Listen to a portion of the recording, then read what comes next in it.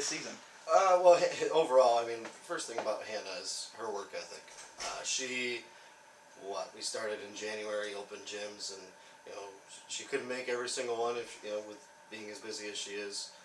But her success comes from coming in at 7 o'clock, 6:30 in the morning to come hit in January. I mean, what high school kid does that? And she brought it up to me. So Hannah's success really stems from her work ethic, and she's been our leader not only offensively, but just in practice every day. She's a quiet, consistent contributor, work ethic, you name it. The girls she's like glue. The girls just stick to her, and she pulls them through whatever we're doing. Sometimes you get some hard points in the season. We've had a couple tough losses, one-run losses to Attica, and Hannah's character just shines through consistently. That sets her apart from a lot of people. Perfect, Coach. And softball team game got a whole roster to fill out. Unfortunately, Hannah can't play all the positions. So let's talk about the rest of the team. How did they progress throughout the year? Well, we've had a lot of improvement. We actually returned seven starters to our lineup, which is great. We had a lot of growth from.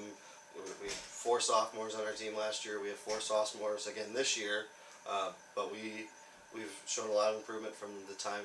Again, attributed to those winter workouts where we had a gym full of girls swinging the bats, come January 1st basically, and it's paid off. And we've got 3 all-stars, Hannah included. Carly Phillips, our pitcher, is one of the best in the GR, if not the best.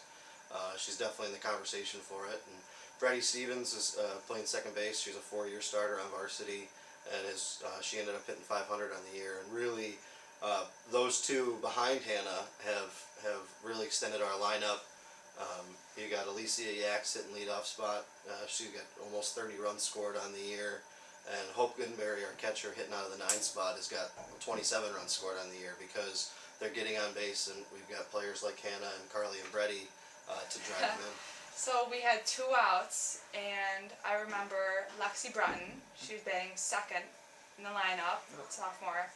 She's on second base, and Mr. Prong called his usual conference where he calls everyone that's batting over to him, and he talks to us and he says, "Hannah, you know what to do." And I don't know if it sounds cliche or I don't know. When he said that, everything kind of settled in me, and I walked up and I saw it and I went for it, and I heard it and I didn't see where it went, but that was exciting. So then finally you realize at some point it went over the fence, you had a home run, walk-off home run. When that all settled in, what was that moment like rounding those bases? It was a little numb at first. Mm-hmm. I couldn't... my team crowded me at the plate, and I kind of rushed at once. It was really great. It was exciting. Is that your first ever walk-off? This year, actually, yes. I think it was my first ever walk-off. And Hannah, just like I mentioned to Coach too, unfortunately you can't play every position. So you got a deep roster here, GR title. So what's that like?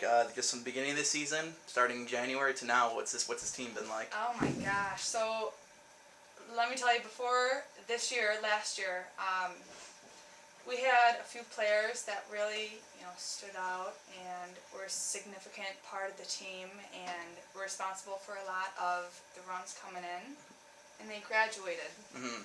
And our team this year really stepped up, and we balanced it out between all of us, and both in the physical game, whether grounding balls or batting, or the mental part of the game.